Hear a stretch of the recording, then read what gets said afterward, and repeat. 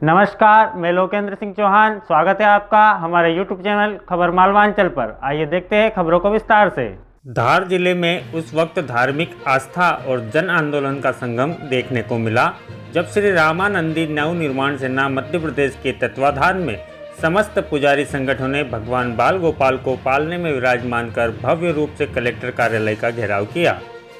करीब 3 घंटे तक तेज बारिश के बीच भगवा ध्वज थामे नारों की गूंज और भक्ति भाव से ओतप्रोत हनुमान चालीसा के पाठ के साथ सैकड़ों पुजारियों ने प्रशासन के खिलाफ मोर्चा खोल दिया। मुद्दा था मठ और मंदिरों की जमीन की नीलामी का। पुजारियों ने सुप्रीम कोर्ट के आदेश का हवाला देते हुए कलेक्टर को ज्ञापन सौंपा और स्पष्ट कर दिया कि अगर मंदिरों की भूमि की नीलामी नहीं रोकी गई तो आंदोलन और भी उग्र रूप लेगा। ज्ञापन में बताया गया कि तहसीलों में हल्के पटवारियों द्वारा पुजारियों को धमकाया जा रहा है। वंश परंपरा से पूजा कर रहे परिवारों को जमीन से बेदखली की धमकी दी जा रही है। यह न सिर्फ प्राकृतिक न्याय के सिद्धांत का उल्लंघन है बल्कि धार्मिक परंपराओं पर सीधा प्रहार है। पुजारी संगठन के पदाधिकारी त्रिमूर्ति नगर से पद यात्रा करते हुए कलेक्टर कार्यालय पहुंचे, लेकिन जब कलेक्टर प्रियंक मिश्र बदनावर जन सुनवाई में मौजूद थे तो पुजारियों ने लगभग 3 घंटे तक उनका इंतजार किया।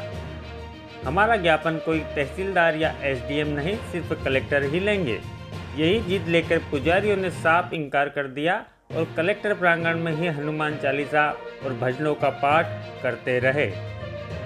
इस प्रदर्शन में प्रमुख रूप से मौजूद रहे श्री रामानंदी नवनिर्माण सेना के उपाध्यक्ष डॉक्टर रोहित बैरागी, प्रदेश अध्यक्ष राहुल वैष्णव, कार्यवाहक अध्यक्ष कहना दास, पुजारी उत्थान कल्याण समिति के प्रदेश अध्यक्ष मंगल भारती, रविंद्र भारती, कृष्णदास बैरागी, लक्ष्मण बैरागी, योगेश बैरागी, मोहनदास बैरागी सहित अनेक जिले और तहसीलों से आए पुजारीगण।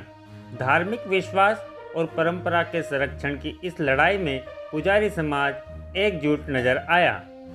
अब देखना होगा कि शासन पुजारियों की इस मांग पर क्या निर्णय लेता है। यह थी खबर मालवांचल की विशेष रिपोर्ट। जय श्री राम। आप देखते रहिए खबर मालवांचल। देखिए, यहाँ पर जो धार प्रशासन असंवैधानिक, असांस्कृतिक और अन्यायपूर्ण कार्रवाई कर रहा है उसके विरोध में हम लोग यहाँ आए हैं।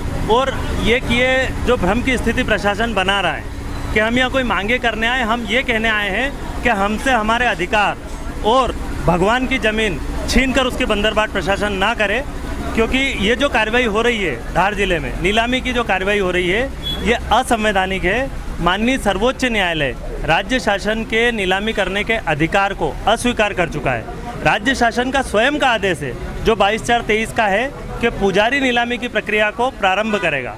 कि उसी राज्य शासन का 2008 में 2 आदेश है कि प्रशासन जांच करे कि कितने प्राइवेट मंदिरों पर प्रबंधक कलेक्टर की अवैध प्रविष्टि हो चुकी है। सन 74 में जो कलेक्टर प्रबंधक की प्रविष्टि होना थी वो सिर्फ शासकीय मंदिरों पे होना थी, और वो शासकीय मंदिर पूरे मध्य प्रदेश में 450 से 500 है।